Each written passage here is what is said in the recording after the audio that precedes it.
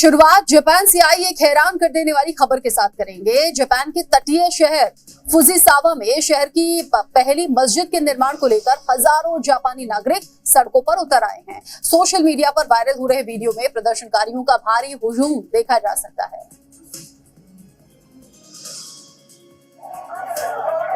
जो अजान से होने वाले शोर और अपनी संस्कृति पर मंडराते खतरे को लेकर नारेबाजी कर रहे हैं। सड़कों पर मस्जिद के खिलाफ इतनी भीड़ देखकर पुलिस के हाथ पांव फूल गए। प्रदर्शनकारियों का साफ कहना है कि वो अपने शहर में एक भी मस्जिद नहीं बनने देंगे। स्थानीय लोगों का आरोप है कि बनने जा रही इस मस्जिद का आकार पास के ऐतिहासिक शिंटो श्राइन यानी कि जापानी मंदिर से कहीं ज्यादा बड़ा है। प्रदर्शनकारियों ने इसे जापानी विरासत के खिलाफ एक उकसावा करार दे दिया है और उनके हाथों में अपनी संस्कृति को बचाने वाले पोस्टर देखे गए। अपनी शांत संस्कृति और सख्त नियमों के लिए पहचाने जाने वाले जापान से ऐसी तस्वीर ने पूरी दुनिया का ध्यान खींच लिया है।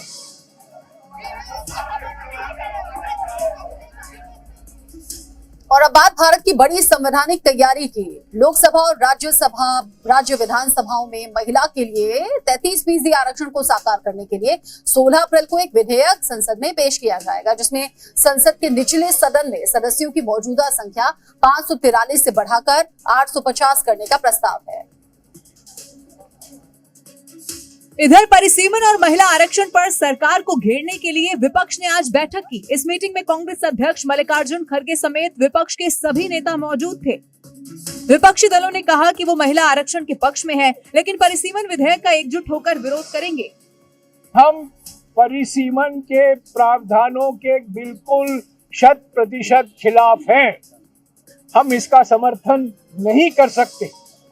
हम चाहते हैं कि महिला आरक्षण लागू हो।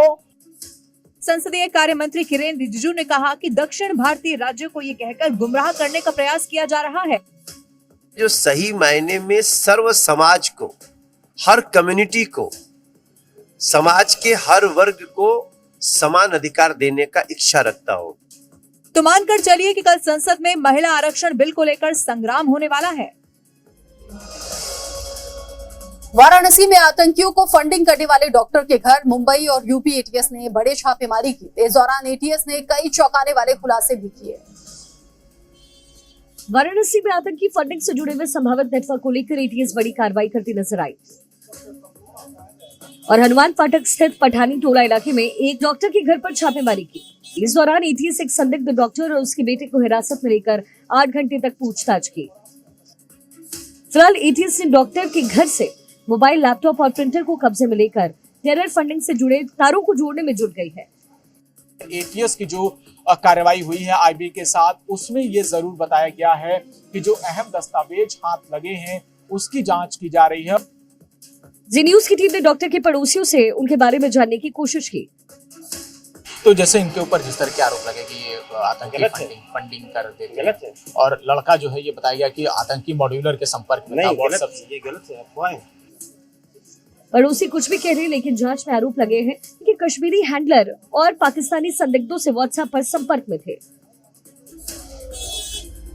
अब उत्तर प्रदेश के बलिया से खबर, जहां पर उभाव थाने में तैनात क्राइम इंस्पेक्टर पर पीड़ित महिला ने चार्जशीट के बदले शारीरिक संबंध बनाने का दबाव डालने का गंभीर आरोप लगाया।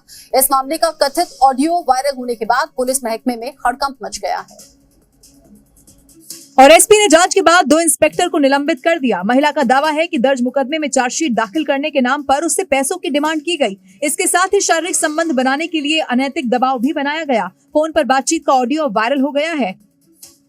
वो चार्जशीट का सर कुछ बताया नहीं। आप जब तक तुम मेरे से नहीं मिलेगी तो तब तक क्या बताऊंगा।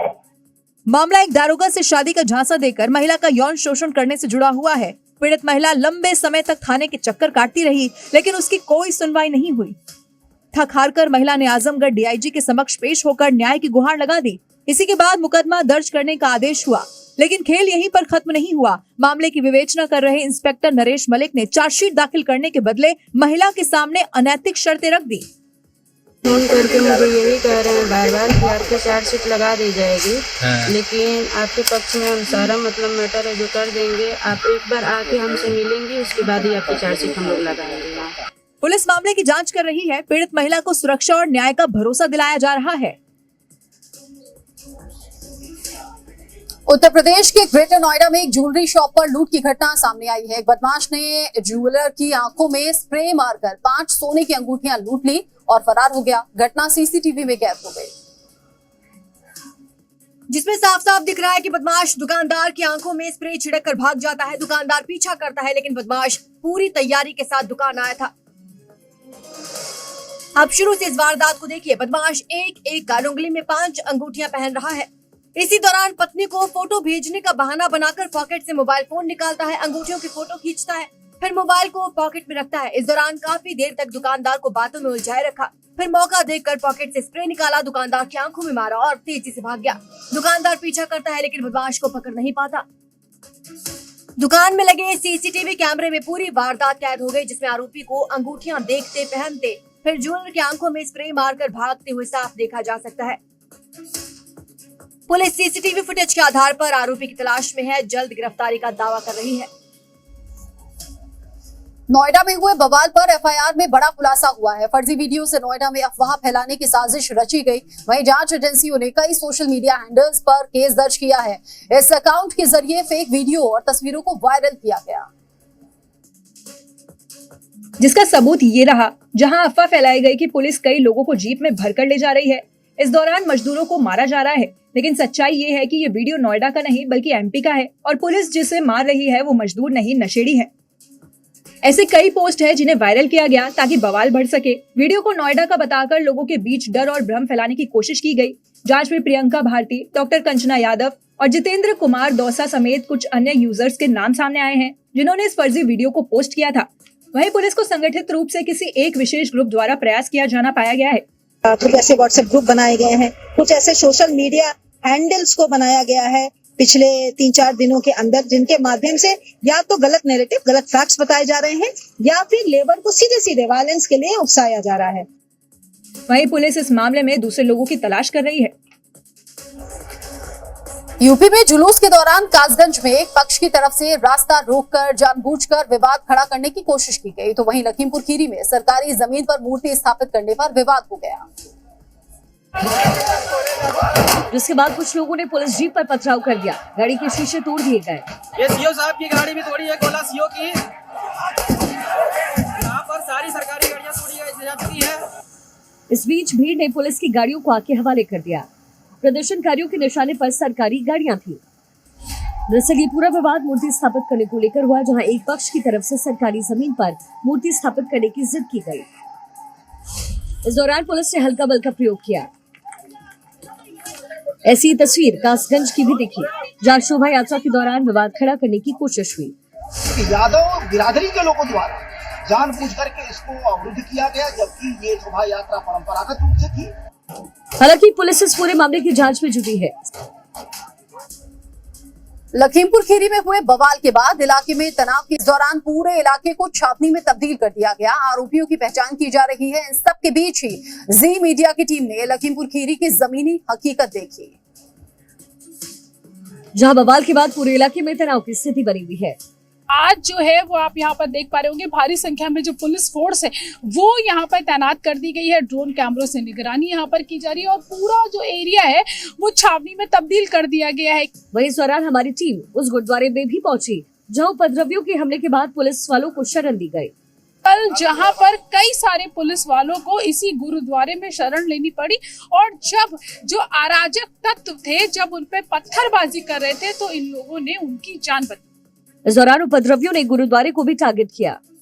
गुरुद्वारे के गेट पर पथराव किया गया। फिलहाल इलाके में शांति है। वहीं पुलिस उपद्रवियों की तलाश में जुटी है। एशिया के सबसे बड़े बांधों में से एक टिहरी बांध की झील में से सी प्लेन उतारने का पहला सफल ट्रायल किया गया। टिहरी बांध की झील में सी प्लेन उतारने का ट्रायल लंबे वक्त से चल रहा था, लेकिन आखिरकार सारी बाधाओं को दूर कर इसे पूरा कर लिया गया। यानी अब ऋषिकेश के बाद टिहरी झील में भी सी प्लेन की उड़ान दिखेगी। इस दौरान सी प्लेन से 2 बार झील में टेक ऑफ और लैंडिंग की गई। मंगलवार को sky high private limited company के सी प्लेन का टिहरी झील में परीक्षण हुआ। इससे इलाके में पर्यटन विकास को नई उड़ान मिलेगी। आगे भी 2-3 दिन तक ट्रायल किए जाएंगे, जिसमें झील की सतह, मौसम, लैंडिंग, टेक ऑफ का परीक्षण किया जाएगा।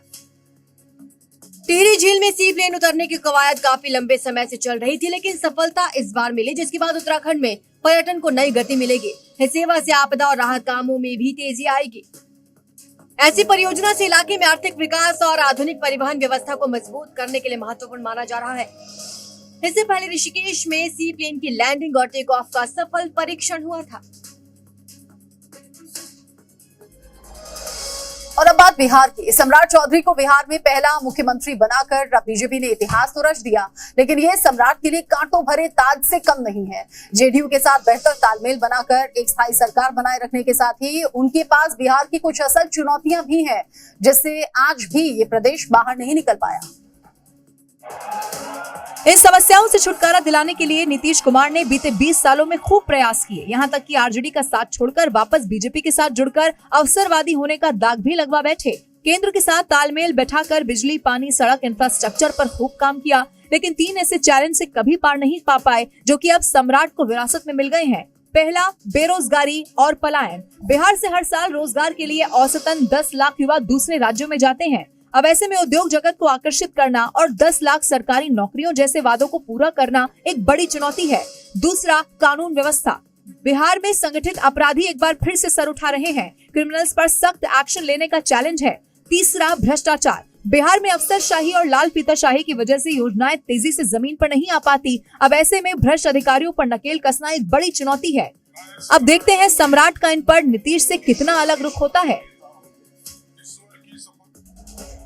पश्चिम बंगाल विधानसभा चुनाव में प्रचार अपने पूरे शबाब पर है। 12 अप्रैल को सीएम योगी 3 रैली बंगाल में बीजेपी के लिए माहौल बनाकर कर चुके हैं और अब अपनी सभा में ममता बनर्जी सीएम योगी के बयानों को कोट कर रही हैं। साथ ही बीजेपी का डर दिखाकर अपने वोटर्स को एकजुट करने का काम भी कर रही हैं। क्योंकि सीएम योगी बंगाल में घुसपैठ, दंगा, हिंसा, तुष्टीकरण, महिला अत्याचार जैसे मुद्दे पर लोगों को जगा चुके हैं। अब तक हुई अपनी तीनों सभा में सीएम योगी इन मुद्दों पर खूब गरजे। एक कठमुल्लापन की संस्कृति यहाँ नहीं चलने दी जाएगी। सीएम योगी ने उत्तर प्रदेश में बुलडोजर एक्शन का जिक्र किया और कहा कि अगर यहाँ भी बीजेपी की सरकार बनी तो माफिया और अपराधियों का बुलडोजर ट्रीटमेंट होगा। जो भी खिलवाड़ करेगा उत्तर प्रदेश का बुलडोजर उसको ठीक ढंग से जवाब देगा। योगी के आक्रामक चुनाव प्रचार से ममता बनर्जी तिलमिला गई। अब अपनी सभाओं में लोगों को बीजेपी, खासकर सीएम योगी का खौफ दिखा रही है। কালকেই বলে গেছে উত্তরপ্রদেশের মুখ্যমন্ত্রী মহাশয়, আমি সংবাদ মাধ্যমে দেখলাম উত্তরপ্রদেশের মতো এখানে বুলডোজার চলবে। মানেটা কি? আমি বুলডোজারে বিশ্বাস করি না। আমার ধর্মের নাম মানব ধর্ম। আমি সাম্প্রদায়িক রাজনীতি করি না। ममता बनर्जी अपनी सभाओं में जिस तरीके से सीएम योगी का डर दिखाकर वोट की अपील कर रही हैं, उससे साफ है कि योगी बंगाल में बीजेपी के लिए एजेंडा सेट कर चुके हैं। और अब बात जेनजी की। जेनजी में एक नया ट्रेंड तेजी से चर्चा में है, जिसे कहा जाता है स्लीप रिवेंज प्रोक्रेस्टिनेशन। दिन भर की पढ़ाई, काम और रिस्पॉन्सिबिलिटीज के बाद में कई युवा रात में अपनी नींद सेक्रीफाइस कर देते हैं सिर्फ थोड़ा सा मी टाइम पाने के लिए। लेकिन सवाल ये है कि क्या ये सिर्फ एंटरटेनमेंट है या फिर एक नई डिजिटल एडिक्शन? रिपोर्ट देखिए।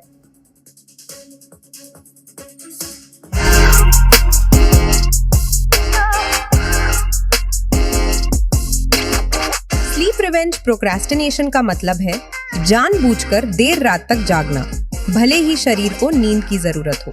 जेन ज़ी के कई युवाओं का मानना है कि दिन भर की बिजी लाइफ में उनके पास पर्सनल टाइम नहीं होता, इसलिए वो रात को जागकर अपने लिए समय निकालते हैं। इस दौरान social media scrolling, web series binge watching या गेमिंग जैसे एक्टिविटीज आम हो जाती है। एक्सपर्ट्स का कहना है कि लगातार लेट नाइट जागने से स्लीप साइकिल डिस्टर्ब हो सकती है, जिसका असर कंसंट्रेशन, मूड और ओवरऑल हेल्थ पर पड़ता है। साइकोलॉजिस्ट्स मानते हैं कि ये ट्रेंड कहीं ना कहीं मॉडर्न लाइफस्टाइल प्रेशर का भी परिणाम है, जहां लोग दिन में खुद के लिए समय नहीं निकाल पाते। जेन ज़ी की डिजिटल लाइफ में स्मार्टफोन्स और सोशल मीडिया का बड़ा रोल है। रील्स, शॉर्ट वीडियोस और एंडलेस कंटेंट ऐसा डिजिटल लूप बनाते हैं जिसमें टाइम का पता ही नहीं चलता। यानी एंटरटेनमेंट और रिलैक्सेशन के नाम पर रात धीरे धीरे जागकर बिताने की आदत बनती जा रही है। स्लीप रिवेंज प्रोक्रेस्टिनेशन जेन ज़ी की लाइफस्टाइल रियलिटी बनती जा रही है। लेकिन सवाल ये है, क्या थोड़े से मी टाइम के लिए नींद सैक्रिफाइस करना सही है, या फिर ये ट्रेंड आने वाले समय में हेल्थ चैलेंज बन सकता है? ब्यूरो रिपोर्ट, जी मीडिया।